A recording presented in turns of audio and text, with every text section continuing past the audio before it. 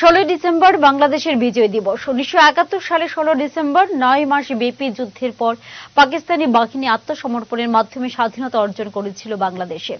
প্রতি বছরে আজকের দিনটি বাংলাদেশে যথাযথ মর্যাদায় শহীদ উদযাপিত হয়ে আসছে। কিন্তু বাংলাদেশ থেকে হাসিনার পলায়ন এবং তত্ত্বাবধায়ক সরকার গঠন হওয়ার পর থেকে সেই স্বাধীনতাকে তারা মান্যতা না দিয়ে হাসিনা পরবর্তী বর্তমান বাংলাদেশকে স্বাধীন বলে প্রচার চালাচ্ছে।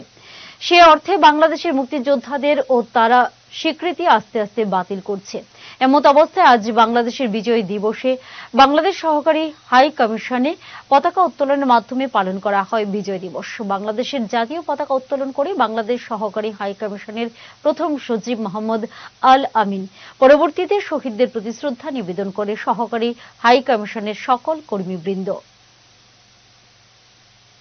আজকে বাংলাদেশ সহকারী হাইকমিশন আগরতলা কর্তৃক আমরা আমাদের বাংলাদেশের মহান বিজয় দিবস উদযাপন করছি। এই উপলক্ষে আমি বাংলাদেশের পক্ষ থেকে এবং বাংলাদেশ সহকারী হাইকমিশন আগরতলার পক্ষ থেকে ত্রিপুরাবাসী সহ সারা ভারতবর্ষবাসীকে বিজয়ের শুভেচ্ছা জানাচ্ছি এবং সেই সাথে আমি গভীর শ্রদ্ধা করে স্মরণ করছি মহান মুক্তিযুদ্ধে শাহাদত বরণকারী সকল শহীদদের এবং যারা আমাদের জন্য কাজ করে যাচ্ছে, বিশেষ করে আমাদের মহান মুক্তিযুদ্ধের প্রেরণা থেকে যারা কাজ করেছে তাদের সবাইকে আমরা গভীর শ্রদ্ধা করে স্মরণ করে যাচ্ছি।